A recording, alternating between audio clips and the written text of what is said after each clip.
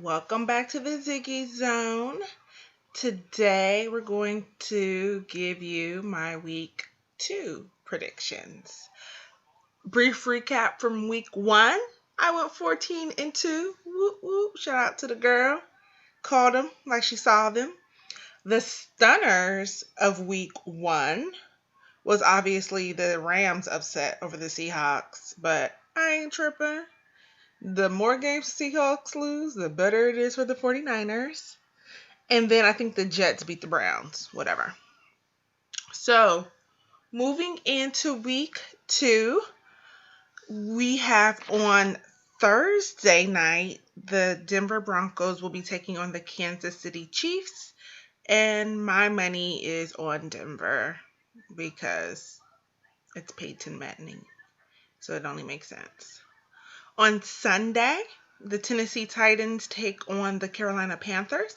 And the Panthers apparently struggled against the Jacksonville Jaguars.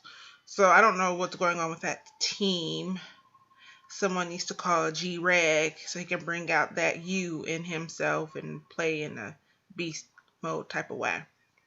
But anyway, I'm taking the Texans over Carolina. The Texans were really close in their week 1. So Texans, Houston. The 49ers are taking the Steelers. We know that I will always choose the 49ers unless it's apparent that I actually need to choose their opponent. So, yeah. Tampa Bay will be taking on New Orleans at the Saints. Again, Tampa Bay, all hype, no wow. Sorry to their fans. New Orleans obviously makes the most sense, despite having lost last week to Arizona Cardinals. Then we have the Detroit Lions and the Minnesota Vikings. And surprisingly, the Vikings got their butt tapped last week. Detroit actually was looking a lot better than I had anticipated. And so I'm going to move on over and give that win to Detroit. The Arizona Cardinals take on the Chicago Bears. Yeah, gonna go back again with Arizona. Arizona's been a pretty good team. They've been above 500 for the last couple of seasons. It's just unfortunate that for a while the NFC West was so strong, so there wasn't space for them. But I think that Arizona will definitely continue having solid seasons. The New England Patriots will take on the Buffalo Bills in Buffalo. This is actually an interesting one. Like I said, the Bills, they always start out strong. Playing New England early in the season, it really is a toss-up. I believe that this game, the Patriots versus the Bills, can go either way. I'm going to err on the side of Tom Brady and him being a magician and give the win to New England. I won't say anything about the organization and how they sort of always seem to have things go in their favor. And then next we have the San Diego Chargers in Cincinnati taking on the Bengals. And, sorry, watching baseball. And I liked what I saw from the Bengals last week, I think. And the Chargers, they were able to come back. I'm going to go with Cincinnati. Tennessee Titans will take on the Cleveland Browns. It just looks like Cleveland, they're just not going to be good again this year, which I don't think anyone expected them to be better. I just kept hope alive, and clearly that hope is now gone. So obviously Tennessee. And then we have the Falcons at the Giants. And this is going to be a good game because both of these teams had really good games in week 1. The Falcons played the Eagles in week 1 and the Giants played the Cowboys in week 1. And both were thrillers. Both literally went down to the final minutes. And I was like, oh my gosh, in the Falcons game, I was like, oh my gosh, I actually need you guys to win. Please don't lose to the Eagles. And then in the Giants game, I actually thought they were going to win, but I had the Cowboys to win. And I'm like, oh my gosh, the Giants are going to win. But then they end up losing. So to see these two against each other, this is going to be another thriller. it can go either way, but I'm putting my money on the other Manning brother, Eli. No shade. Um, so yeah, Giants over the Falcons. And then we have the St. Louis Rams taking on the Washington Redskins. And I don't think we expect the Redskins to do well. And being that the Rams just um, beat Seattle, I can't imagine them losing to Washington. I also want to put a pause here and want to say that Nick Foles, so the trade between was that the Eagles and the Rams, that seemed to have been a really good trade to work out for the quarterbacks. Both quarterbacks did well. Nick Foles did good in St. Louis, and Bradford, yeah, Sam Bradford, he did good in Philly for Philly. He did really good for Philly last week. So that's interesting. That was a good quarterback swap, I think. Um, and then we have the Dolphins at the Jaguars.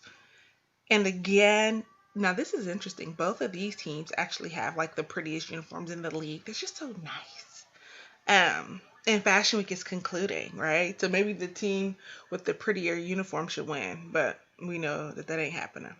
So the win is going to go to the Dolphins down in Miami, or up in Jacksonville actually. So Miami Dolphins will get the win, but they're going to be playing up in Jacksonville, Florida. The Ravens will be coming west to take on the Raiders. And I know that I said the Raiders were going to lose last week, and I said, oh, they're having a good team. You know, they're looking promising. So they'll be winning. I still believe that. They just won't be winning this week either. Sorry.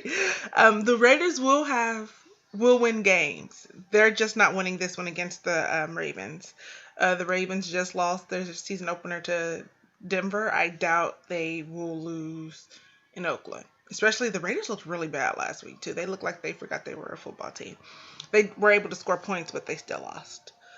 And then there are the Cowboys and the Eagles. And so I feel like, DeMarco Murray probably, is upset, like, after like being let go, so to speak, or not having his contract renewed with Dallas. So I can see him putting on a show, especially they're going to be in Philly against the Cowboys. The Cowboys recently lost, Dez Bryant has a broken bone in his foot or something. The Cowboys, they won without Dez Bryant last week, I think. But to see how that would impact the locker room is interesting. I'm gonna give this win to Philly just because I think DeMarco Murray is mad and he want to show them like, look, we can win without y'all. Yeah, but that's definitely going to be a good game, and I definitely hope I get to see it if it's being broadcast out here. And then the next game, the last game for Sunday, is the Seattle Seahawks and the Green Bay Packers. Anytime the Seahawks cannot win, it's all right by me.